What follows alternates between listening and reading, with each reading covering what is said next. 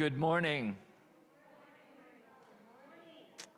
Especially with a snowy landscape, one wondered if we'd be sliding and slipping on our way to service today, and we're grateful that all of you are here.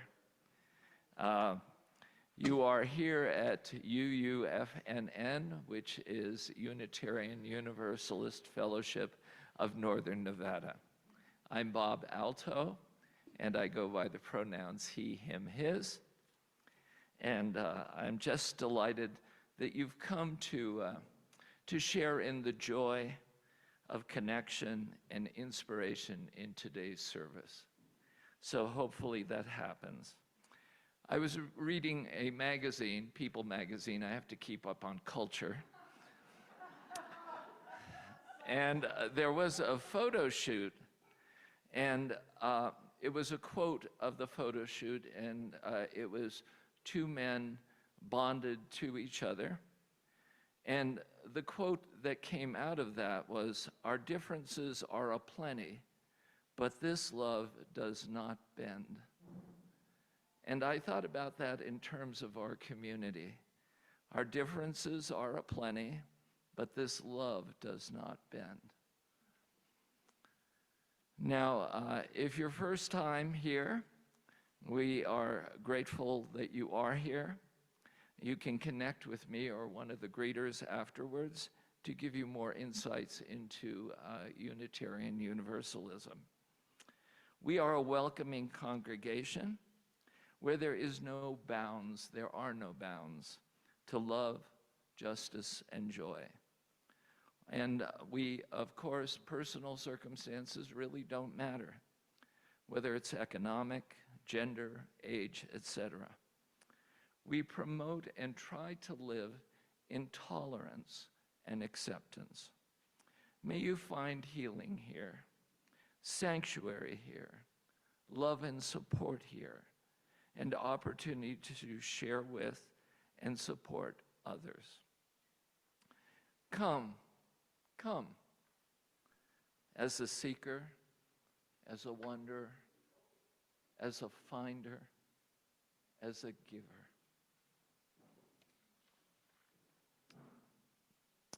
Now, again, those who are on Zoom, we know you're out there. And again, I'd like to remind you, if you need further information, contact us or our website, uufnn.org, or call our office. We'd be glad to help you. Now, we are going to, again, interact with each other and have an opportunity to either hug, fist bump, or whatever.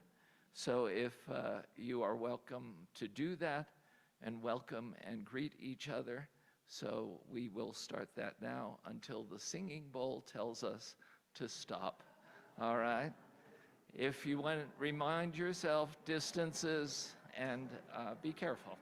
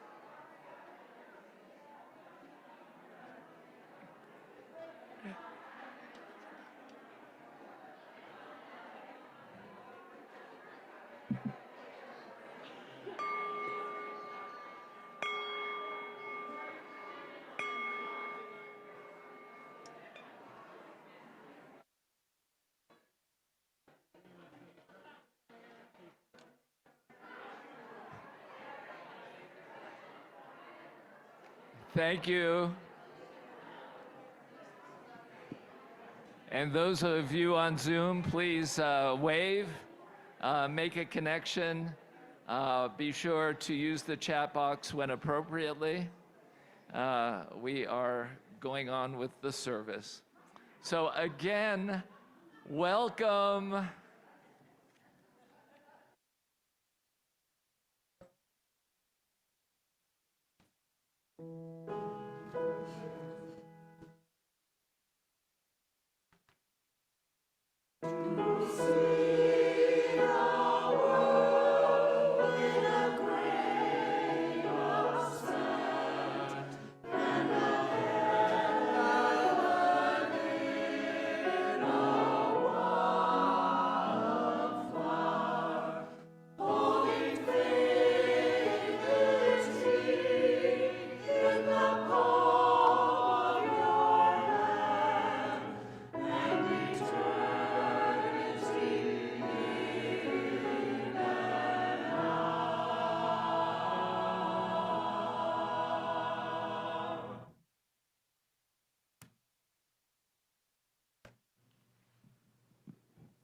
Our opening words by Rebecca Gant. Come in from the cold, beloveds. Come into this community of memory and hope, and let us love one another. Outside, our world is as it has always been: beauty and chaos, strife and kindness, injustice and liberation.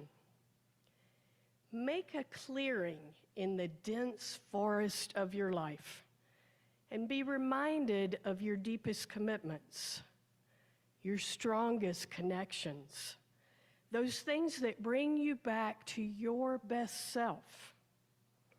Take this 1 hour to focus on what is life-giving, on what is hope-giving, on the song that is your life. Come and let us be together. I'm going to invite Emily Montan to light our chalice for us this morning.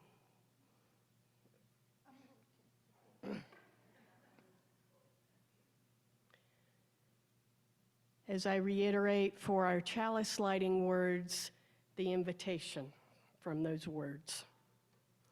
Take this 1 hour to focus on that which is life-giving, on that which is hope-giving, on the song that is your life. Come and let us be together. Please rise in body or spirit. Morning has indeed come.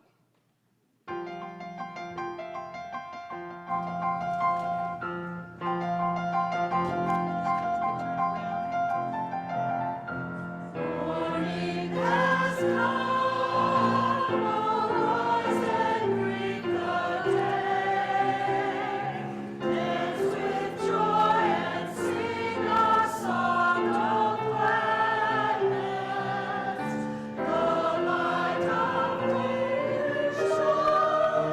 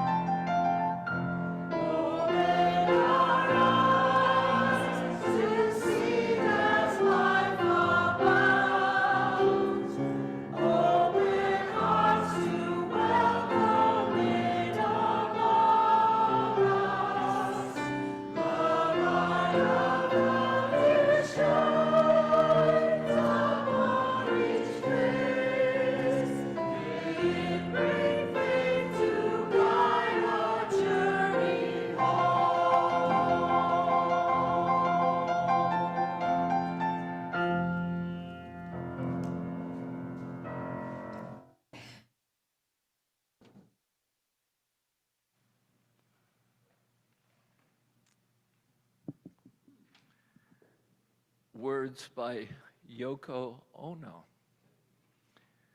Spring passes, and one remembers one's innocence. Summer passes, and one remembers one's exuberance. Autumn passes, and one remembers one's reverence. Winter passes, and one remembers one's perseverance. Words by T.S. Eliot. What we call a beginning is often the end. And to make an end is to make a beginning. The end is where we start from. We shall not cease from exploration, and the end of all our exploring will be to arrive where we started and know the place for the first time.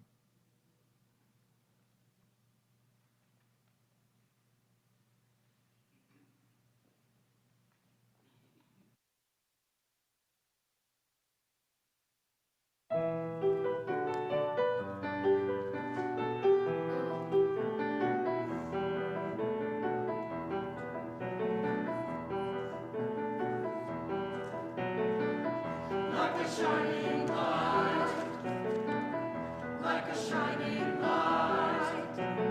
I, like a shining light, will brighten the world, will brighten the world. Like a shining light, like a shining light. I, like a shining light, will brighten the world, will brighten the world. Brighten the lonely with friendship, brighten the painful with comfort, brighten the answer with promise, brighten despair with hope, brighten the taking with giving, brighten the doubting with trusting, brighten the evil with goodness, brighten the hatred with love. Like a shining light, like a shining light. I, like a shining light, will brighten the world, will brighten the world.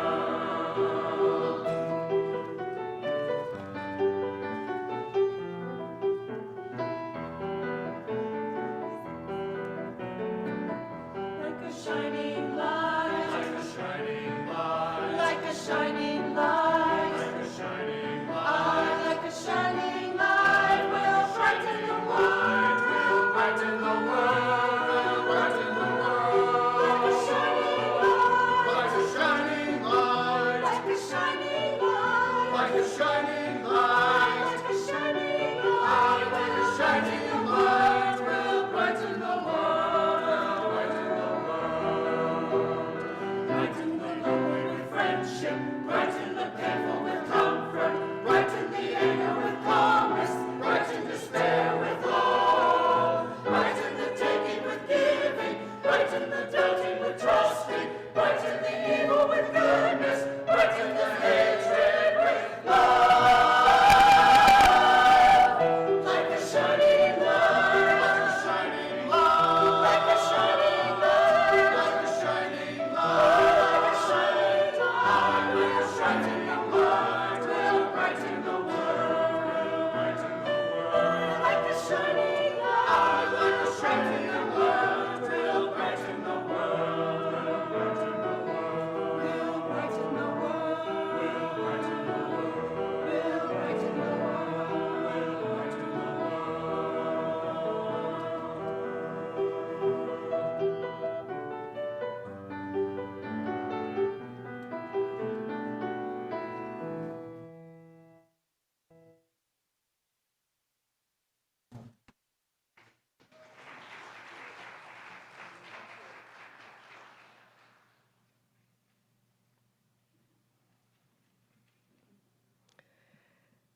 Borrowing a story this morning from my friend and colleague, Reverend Greg Ward.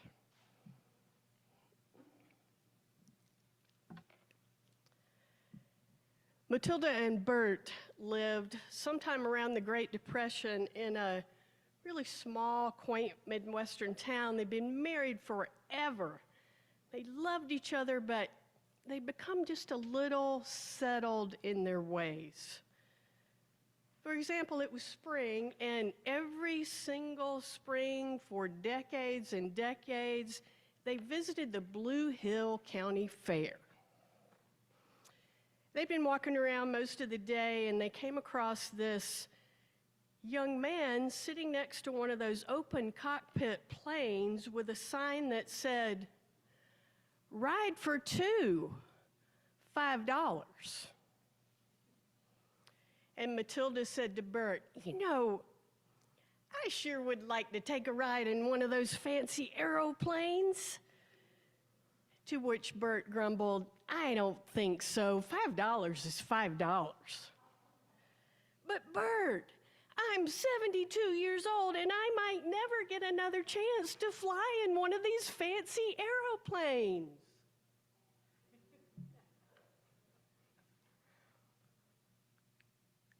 But Bert said, $5 is $5. I don't think so.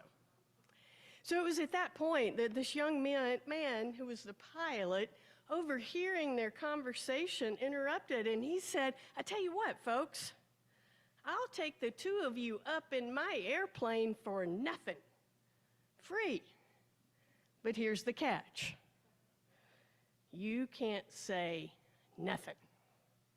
If I hear even one peep out of either of you, the deal is off and you owe me $5. That means you can't scream, you can't yell, you can't even gasp, because if you do, you pay the full price of $5. Well, that sounded like a bargain that even Bert couldn't pass up.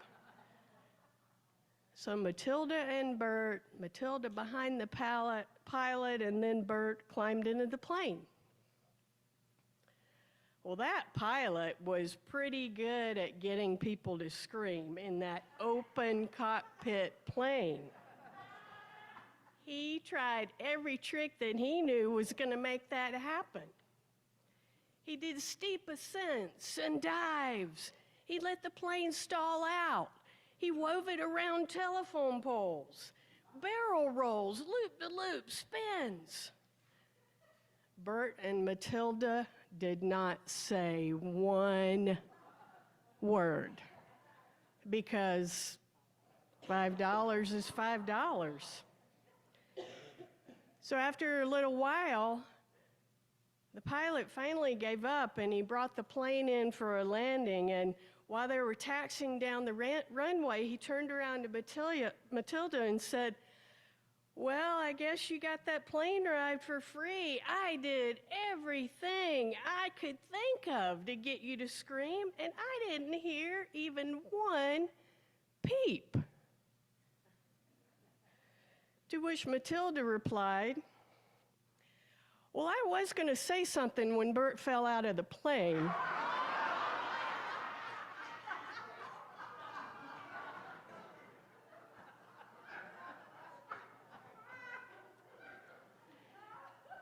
But then again, $5 is $5.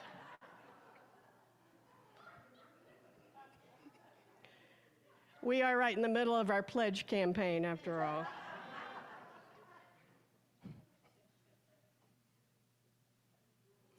So I'm going to put a question to you this morning. Where are we headed? What is the way forward at a time like this? Maybe the answer is we don't know exactly where we're headed. But what we do know is exactly how we're going to get there. We really do know the way forward. It was 10 years ago this weekend that I had the opportunity to summit Mount Kilimanjaro in Africa.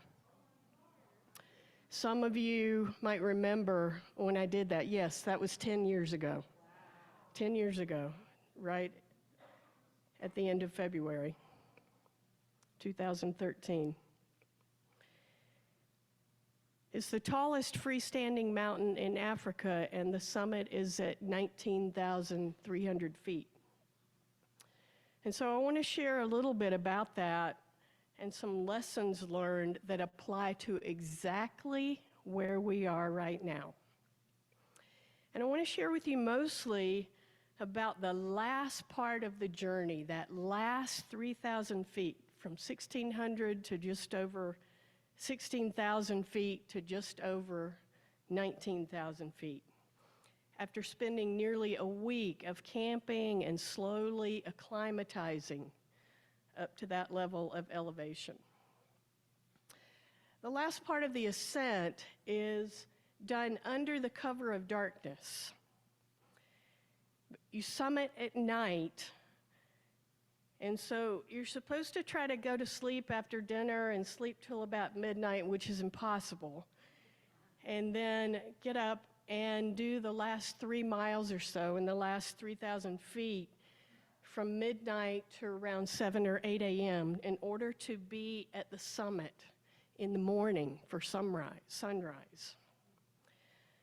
That's the first reason it's done at night. The second reason is they say if you could see what you were walking up, you wouldn't do it.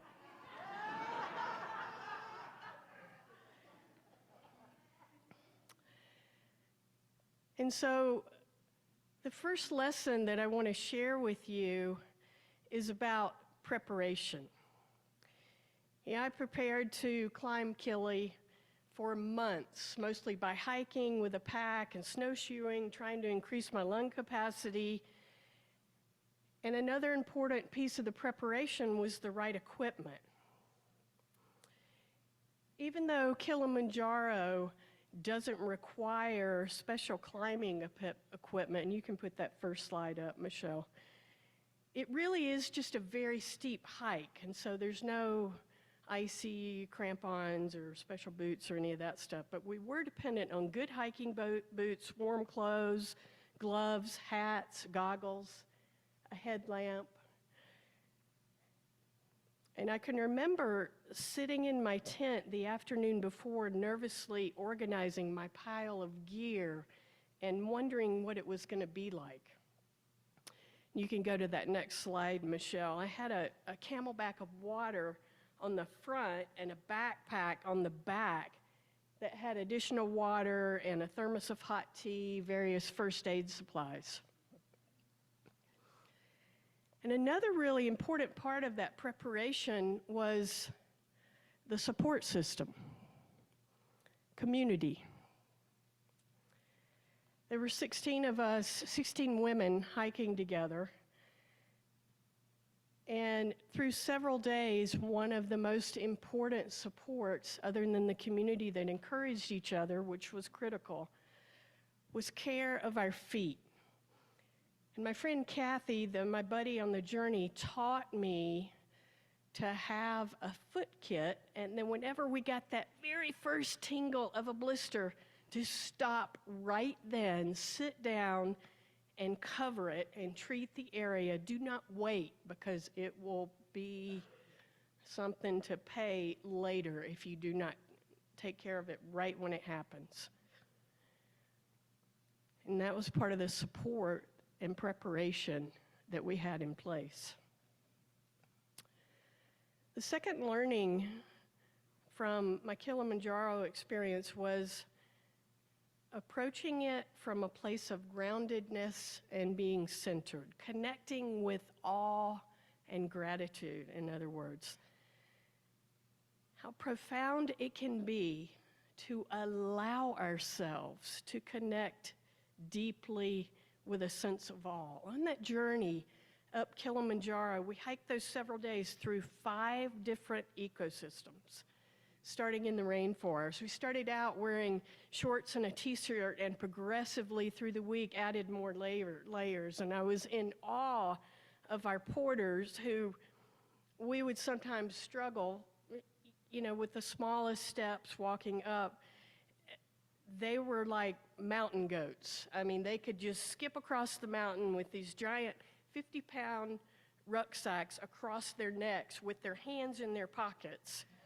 I mean, it was really something. And There was nothing more awe-inspiring than that beauty of the sunrise at the summit at the highest point of Africa. It brought absolute tears of elation after that journey.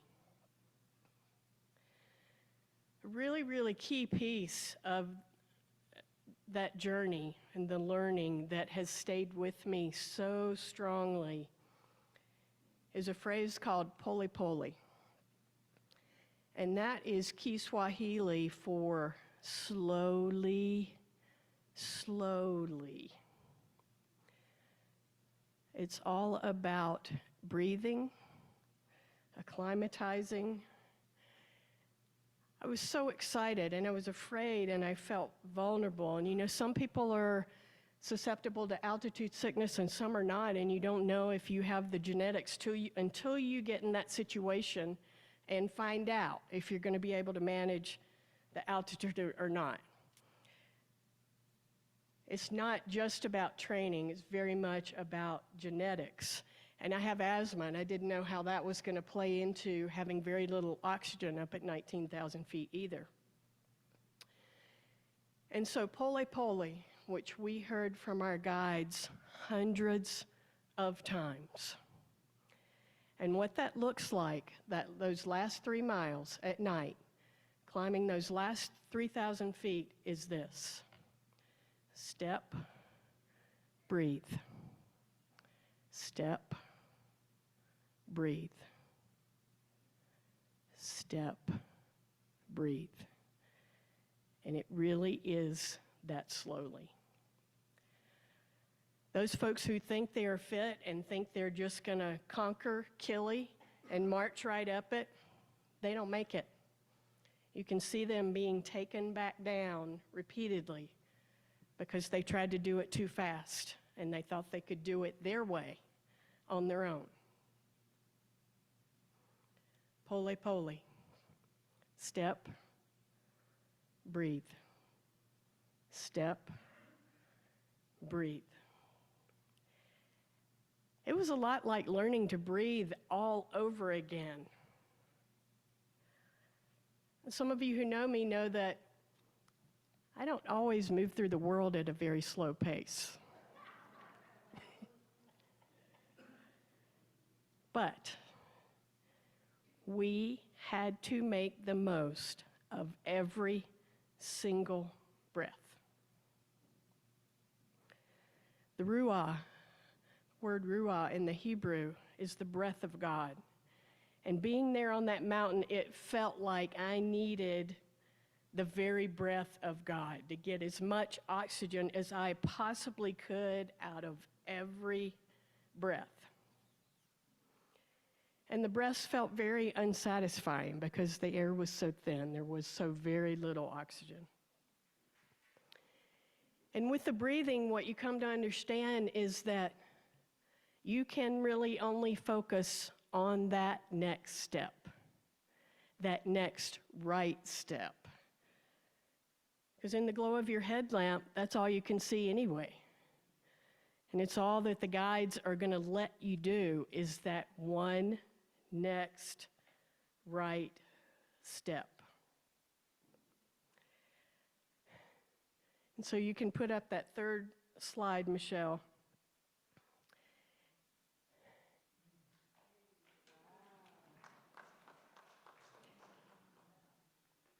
It's pretty hard to describe that moment. I can feel the swell of emotion even looking at that photo. When you're hiking steeply, and finally you can see the crest where it levels off, and there is that sign that tells you that you are at the highest point in Africa, 19,300 feet. It was such a high, it was unbelievable, so very exciting, and just absolutely awestruck and celebrating with the rest of our team. Everybody made it.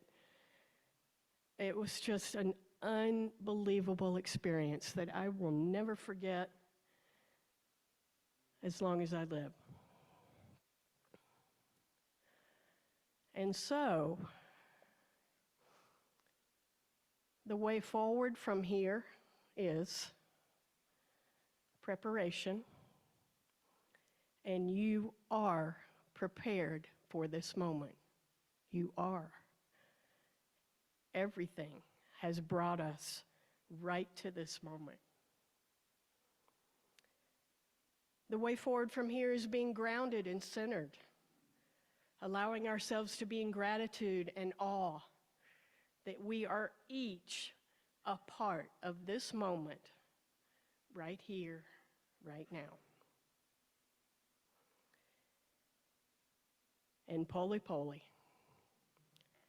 one step at a time, only that next step, the next right step at a time, and then breathe.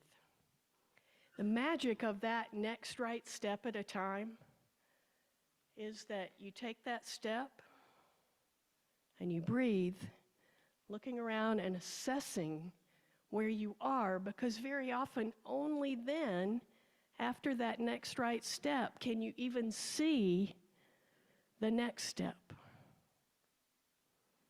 Next right step at a time. And taking that moment to breathe. That is the secret to moving through change and uncertainty. It's that next right step, breathing, being prepared, being grounded and centered in community, in gratitude and trust. I implore you as a congregation to trust your leadership while trusting yourselves. Your leadership who are so grounded and have one agenda only, and that is the greater good of the congregation. And you can trust that. Trust your leadership, trust yourselves. The future is very bright, and it is here. I have one other piece of great news for you this morning, and that is you are all superheroes. You are, because I know you, and you are superheroes. Don't ever forget that. And so I'm going to invite you to assume the superhero stance to remind you. I'm going to invite you to rise in body or spirit. The superhero stance is standing up very, very tall and straight. Fists ever so slightly open, planted toward the back of the hips. Legs spread apart. Can you see this? Okay. Everybody on the count of 3, superhero stance. Ready?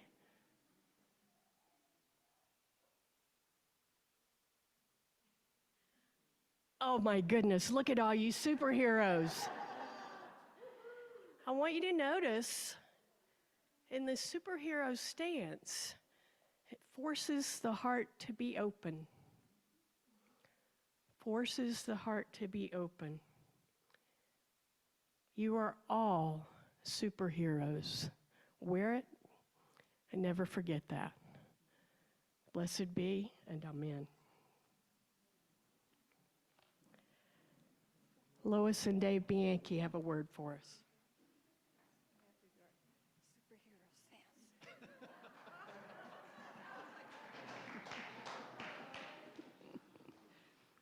Good morning. Dave and I will be sharing the importance of our UU friends staying involved with our fellowship. All of us in this room have arrived at different times with different ministers, and so far we've had 15 ministers in our time.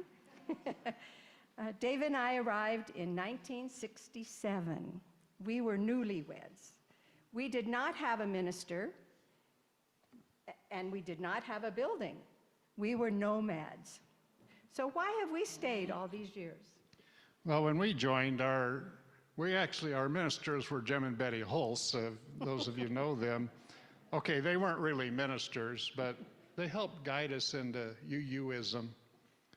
Here at UUFNN, we not only think about making our community and the world a better place, but we help make that happen through our actions and good deeds. Okay, now we want to tell you about some of our longtime members and what has kept them dedicated to our UU Fellowship by sharing their time, talents, and treasures. Sheila Shea, our dynamite choir member, joined in the spring of 2004. Yeah, and she remembers Greg Stewart as our minister then and stays with us because of our mission and the people. She says, "They are my tribe." And David Shirey, our fantastic welcoming person, always manning the door on Sunday mornings, he joined when Neil Anderson was the minister. Can you guess why he is still here? He says, "I fell in love with you all." The welcoming, the understanding, forgiving atmosphere has kept me here. It brought me out of my shell. It's hard to believe he was ever in a shell. Janet Nelson, who writes amazing op-eds for the Gazette Journal on climate change, also came when Neil Anderson was our minister. And she says, "I have stayed because of the spirituality, awareness, and togetherness." Julia Solario over there, one of our most creative, artsy people, attended the first time over 20 years ago, celebrating the Day of the Dead. Catherine Lineage was our minister then. Here is what she says. UUFNN stretches into our community through social justice work, and we are here for one another, handling personal life crises. Nancy Oakley, church leader, came when there was no minister. And she says it's the authentic, deep connections with others. Making acquaintances is not difficult through work, school, and social gatherings, but achieving friendships that delve deeper are crucial for happiness, and I have found that at UU. These connections have encouraged me to action on social justice issues and to investigate spirituality, which are both needed in this complicated world. UU has been the place for these elements of my life. I cannot imagine life without UU. And Diane Crown came when Sam Wright was an interim minister and was in the pulpit. And she says, "Who is the minister hardly matters to her, because I have long nurtured appreciation for liberal religion, and the amazing people I have met are bright, thoughtful, engaged in life, and sometimes controversial." And Kathleen Cook joined in 2004 when Greg Stewart was our minister. Did I step on You your did. line? She says, UUFNN has been a spiritual sanctuary all these years, as well as a place to meet like-minded people who care deeply for humanity and the world at large. I care about the same issues the fellowship speaks to each Sunday morning, whether it's immigration, climate change, women's right to choose, community service for those in need and beyond. It's my safe place to be a free thinker. And Tori Carlin, a regular posse volunteer, joined in 1989, again, with no minister, totally lay-led. And she says, "I had some interim and part-time shared ministers and various configurations thereof. These years suited me fine, as I received what I needed from our wonderful community of thinking, searching, and well-informed, liberal-minded people." So you may have noticed, all these people are still here helping our fellowship grow with their dedication and keeping our fellowship financially strong. Our annual stewardship campaign is going to end soon, so we're halfway to our goal. Now, Lois and I encourage you in making a pledge, big or small, today, It is sharing your time, talents, and treasure that keeps UUFNN shining its light. And I do have some pledge forms if you would like to raise your hand and we'll pass them out. Thank you.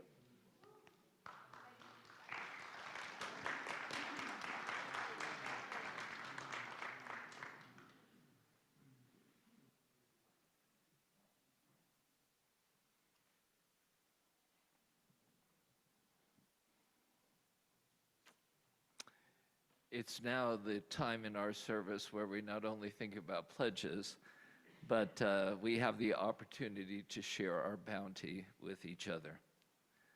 It's through your generosity, it's through your dedication that we here at UUFNN are self-sufficient. By each of us stepping forward and offering what we can, we provide a support for all that we do for each other and the wider community. As is our wont, we have a Share the Plate recipient, and for this month, it's the Red Dress Powwow. And of course, it supports the family of those murdered and missing Indigenous Native American women. So give generously.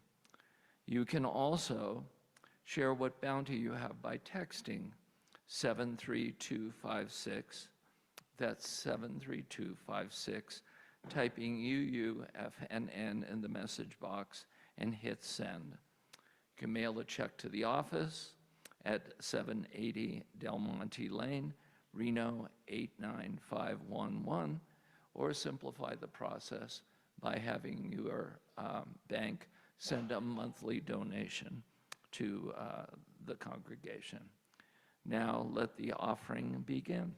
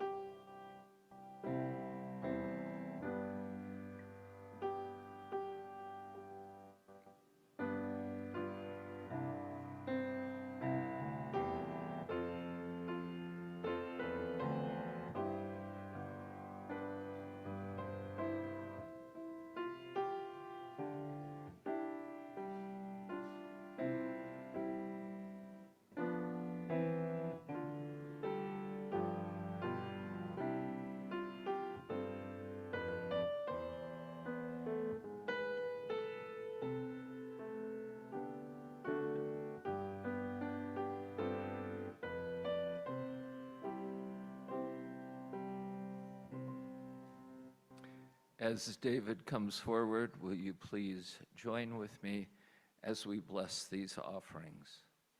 To the work of this fellowship, which is helping more people grow in love, faith, justice, and joy, we dedicate ourselves, and these are offerings.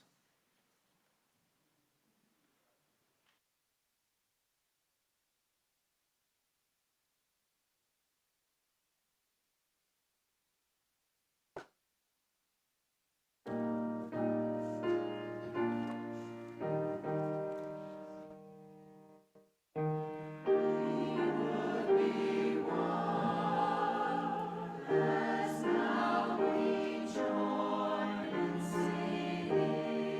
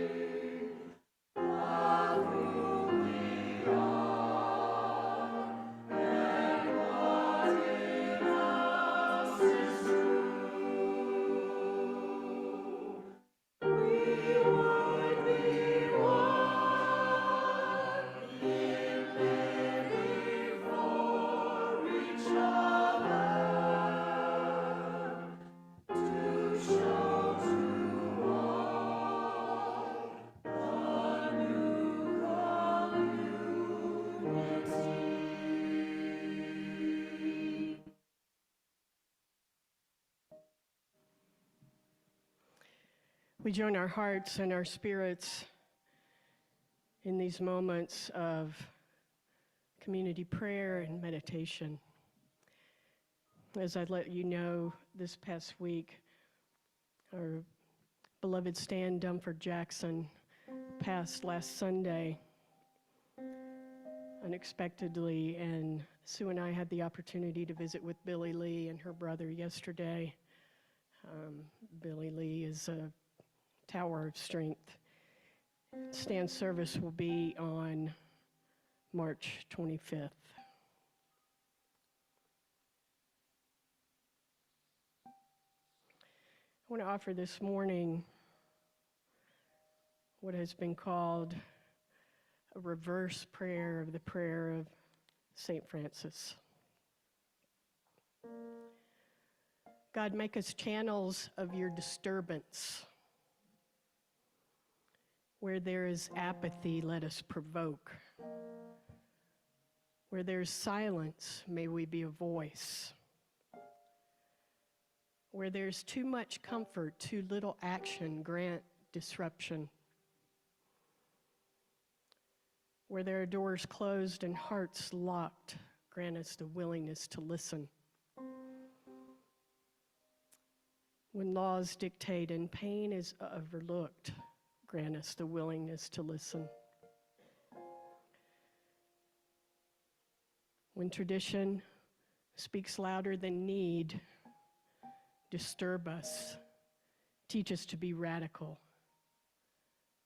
Grant that we may seek rather to do justice than to talk about it.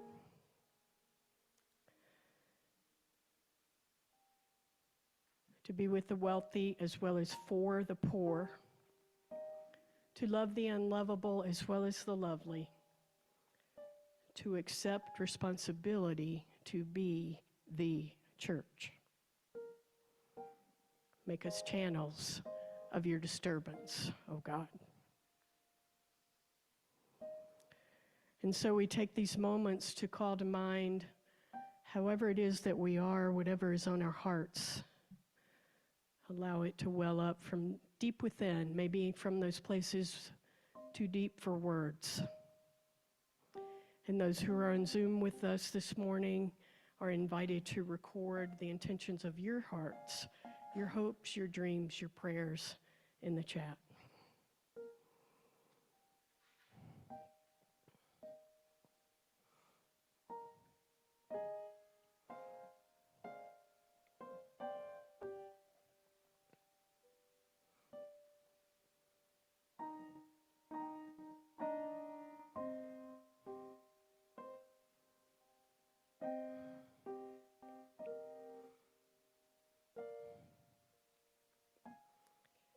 And so whatever it is that is on our hearts this morning, we hold it in the heart of love.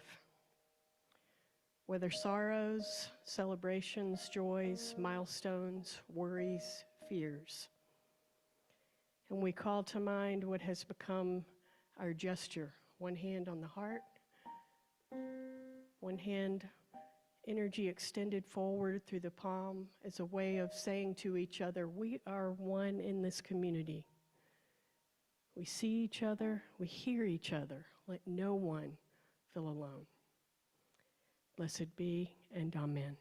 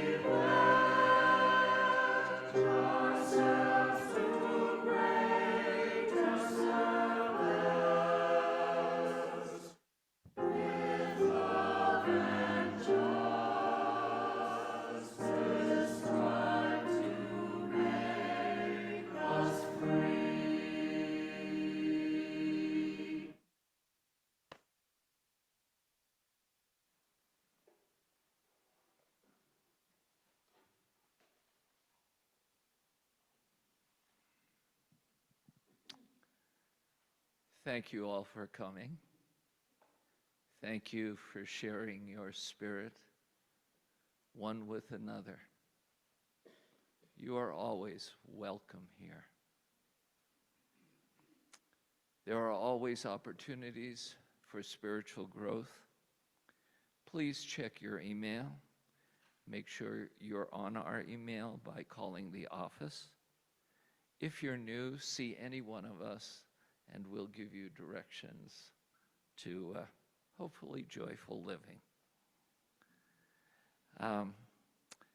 There is, again, always the Reno Posse, and you can support them by, in the gathering room, not the gathering room, but in the foyer, will be kits for not only making pasta, but making banana bread.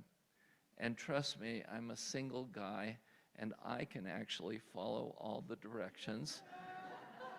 And actually, the pasta comes out okay. I think I'll try the banana bread next. But anyway, you're welcome to do that. Anyway, we have an announcement by Nathan, please.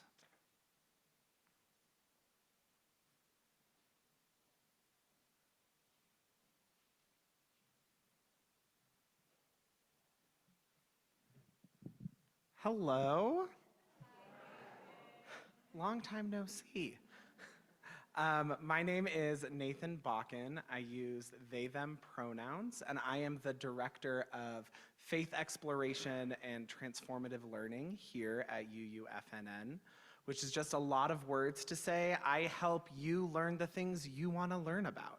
I do have a request. As you may or may not have noticed, we have a really vibrant nursery community growing, and I could really use some help. So if you have a calling of working with youth, if you would love to spend some time hanging out and taking care of and tending to the youngest among us, please reach out to me, grab me after the service. You can find my email on the website. I could really, really use the support, and I know the youngest of our community would love to get to know all of you. So please reach out to me. Also, for my folks on Zoom, I will be joining you all after this service for a Zoom coffee hour. So if you want to hang out with me for a little bit on Zoom, please stay online and Mary can help you out.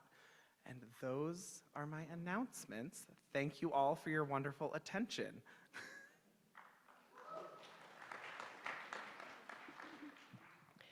I talked a little bit ago about that next right step.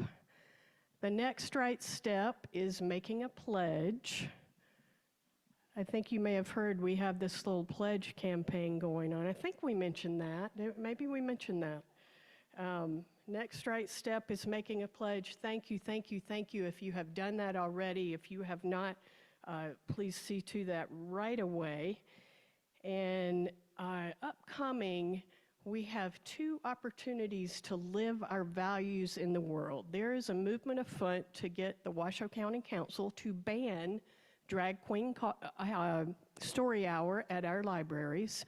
And so rumor has it there's going to be folks showing up at the Washoe County Council meeting on Tuesday morning, so we need to come out in force and speak and lift our voices about why it is important to have drag queen story hour to teach our children the things that they need to know about kindness and diversity.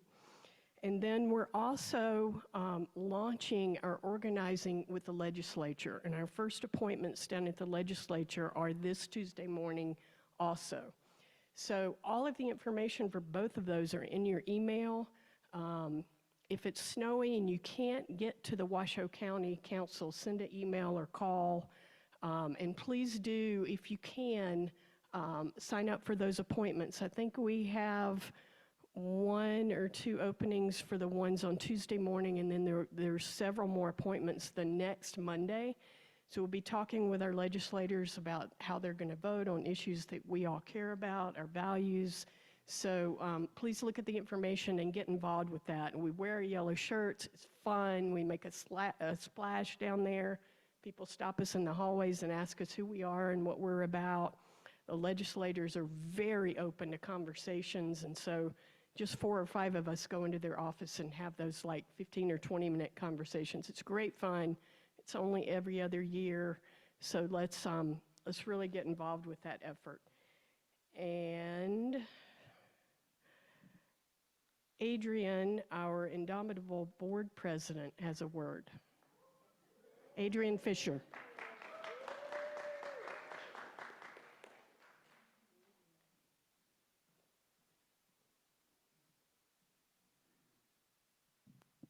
Hello. Hello. Hello, Zoom. So my name is Adrienne Fisher. I'm board president. I use she, her pronouns. And sometimes as board president, your responsibilities are a little less sexy than some of the other responsibilities. So I have 2 things I need to bring you up to speed on. The first one is, much like being a homeowner, we are a building owner, and we need to update and upgrade our HVAC system. Yeah, the time has come. Our building is 20 years old. So I do not want to detract from our pledge campaign, but 2 things. We are going to need to do an overhaul so we can continue to have heat and cooling in here.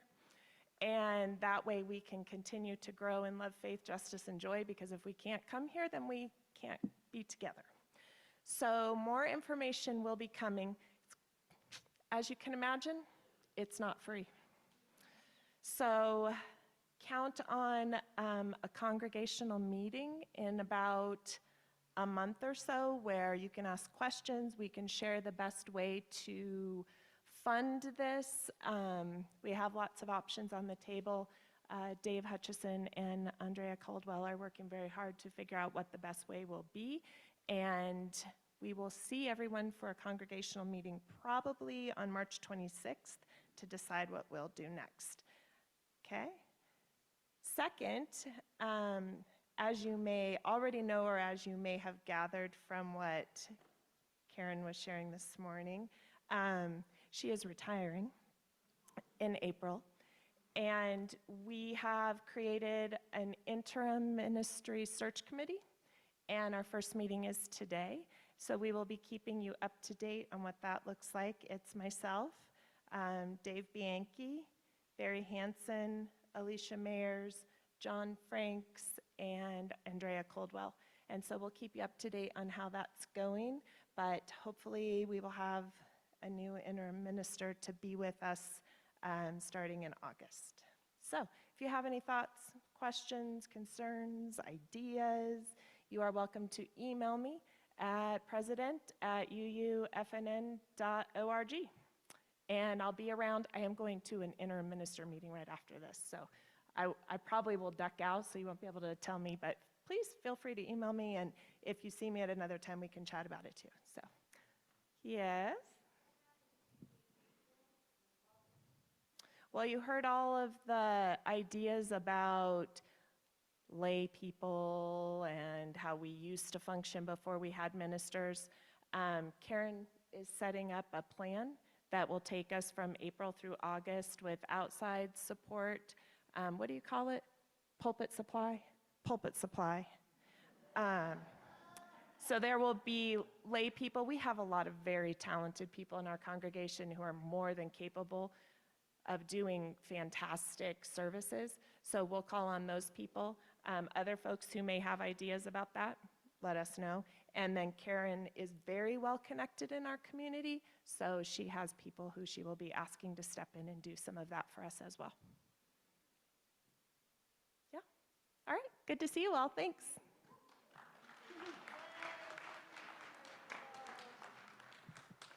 And rumor has it we're going to party together on April 14th, so put that date on your calendar. We're going to keep taking that next right step and keep on moving forward. Please rise in body or spirit.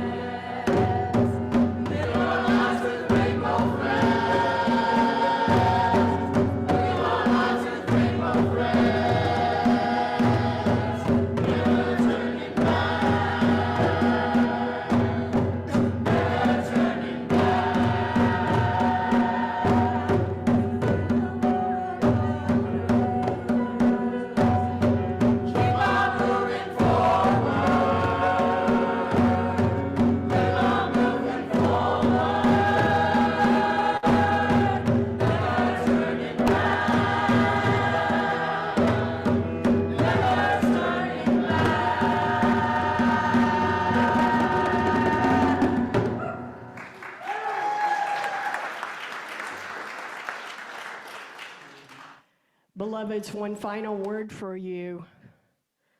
Pole pole. You have everything you need to climb that next mountain. Blessed be, amen, and namaste.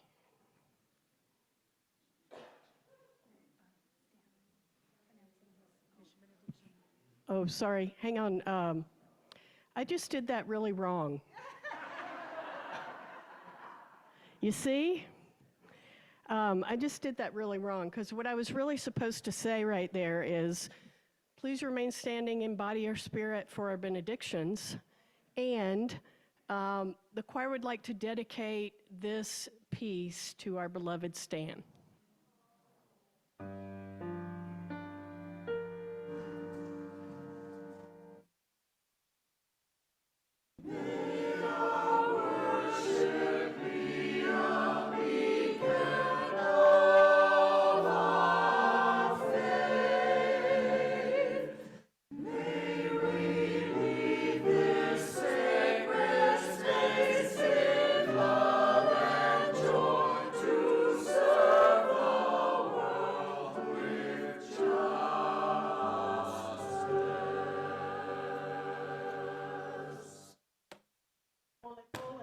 Yourselves blessed. Amen.